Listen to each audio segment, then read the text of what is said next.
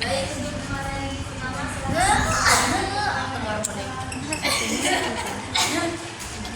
di besar.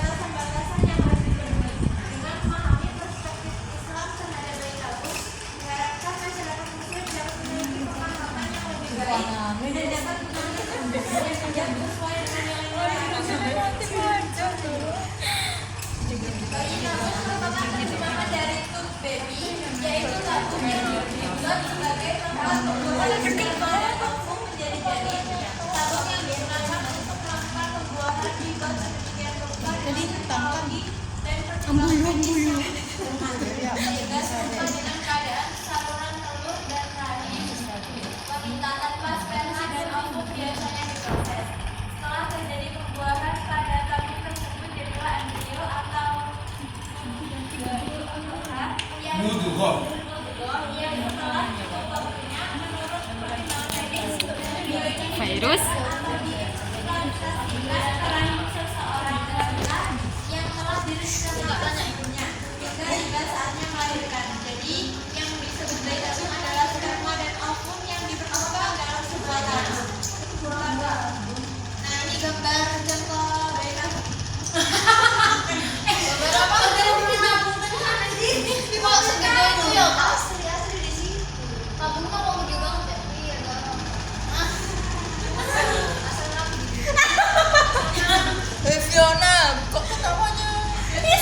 contoh gambar bayi tabung.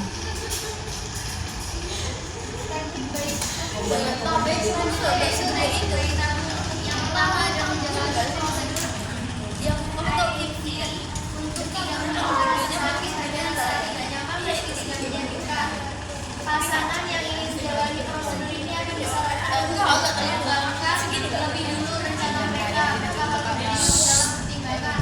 Yang kedua, total waktu yang dibutuhkan menjalani proses ini sekitar 20 menit. Memungkinkan keberhasilan antara 45% sampai 50% dari pasangan usia di bawah 35 tahun dan 20% pasangan usia 40 tahun. Ada kemungkinan gagal, yang kelima biaya tidak sedikit, yang keenam kemungkinan hamil dan melahirkan. Dari dokter akan menekankan kemungkinan ini untuk menggunakan teknologi blastosis. Untuk memaksimalkan keberhasilan proses bayi tabung dibutuhkan sel yang berkualitas. Kurangnya dibutuhkan sel untuk itu dilakukan Tapi ini lihat gak goyang. Apa tuh namanya?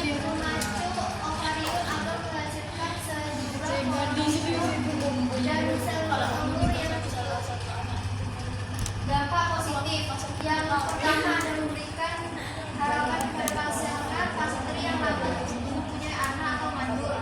Yang kedua, membantu orang lain yang mengidap penyakit. Yang ketiga, mengatasi permasalahan tidak kunjung.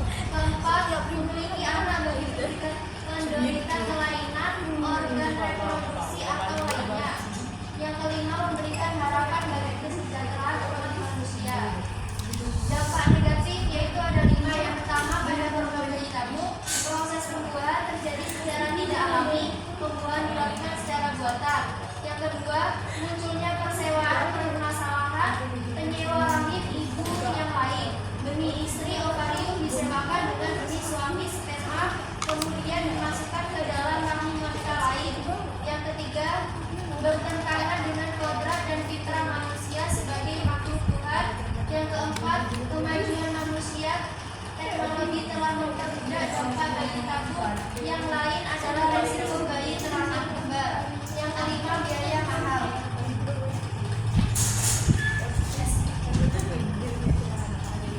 Selanjutnya bayi tabung menurut hukum Indonesia.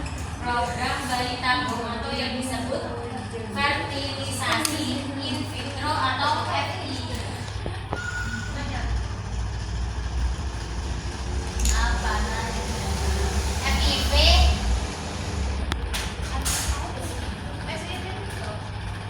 Embryo transfer atau ET merupakan proses pembuahan sel sperma dan sel telur di luar tubuh si ibu. Teknik ini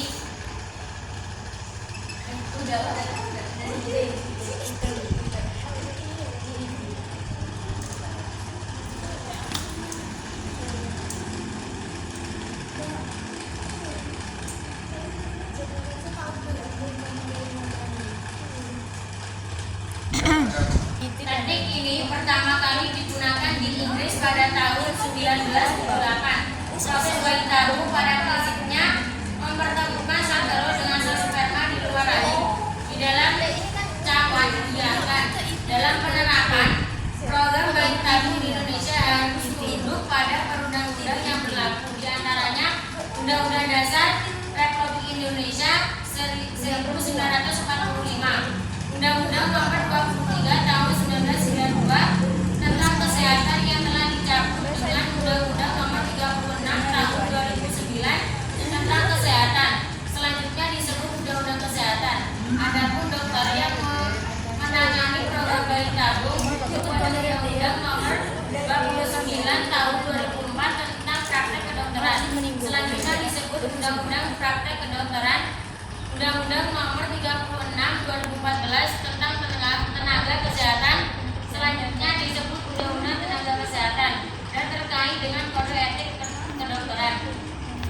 Surat Al-Luqman ayat 14 yang berbunyi, dan kami perintahkan kepada manusia agar berbuat baik kepada kedua orang tuanya. Ibunya telah mengandungnya dalam keadaan lemah yang bertambah-tambah dan menyapihnya dalam usia 2 tahun, bersyukurlah kepadaku dan kepada kedua orang tuamu, hanya kepadaku kembalimu. Pandangan agama Islam terhadap bayi tabung. Bayi tabung bisa membantu pasangan suami istri yang keduanya atau salah satunya mandul atau ada hambatan alami pada suami atau istri menghalangi pertemuan sel sperma dan sel telur, misalnya karena tuba falopi terlalu sempit atau ejakulasinya terlalu lemah. Akibat atau maksadah dari bayi tabung pencampuran nasab, padahal Islam sangat menjaga kesucian atau kehormatan kelamin atau kemurnian nasab, karena ada kaitannya dengan keharuman siapa yang halal dan harus dikawini dan kewarisan. Yang A, bertentangan dengan sunnatullah atau hukum alam. Yang B, inseminasi pada ikatnya sama dengan prostitusi atau zina karena terjadi percampuran sperma dengan ovum tanpa perkawinan yang sah. Kelahiran anak hasil inseminasi buatan bisa menjadi sumber konflik di dalam rumah tangga, terutama bayi tabung dengan bantuan donor merupakan anak.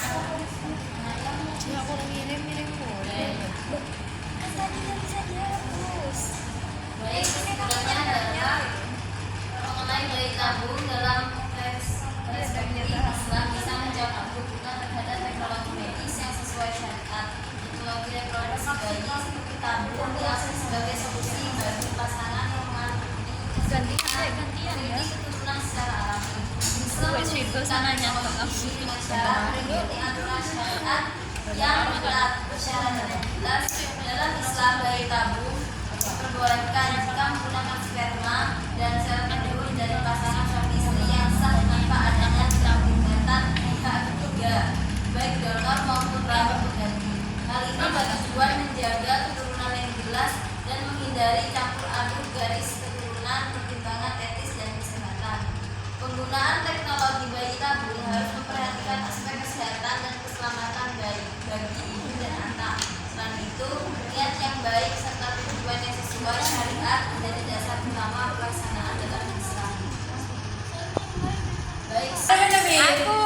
Saya.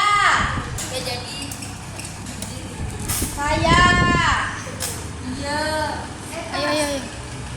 Perkenalkan nama saya. Perkenalkan nama saya Isnaini Rotunaseha. Saya akan bertanya bagaimana proses pengambilan sel telur dan sperma dalam teknik bayi tabung. Perkenalkan, nama saya Fairuz. Saya ingin bertanya, bagaimana pandangan ulama terkait donor sperma atau sel telur dalam program bayi tabung? Bagaimana cara menentukan nasab anak dari bayi tabung?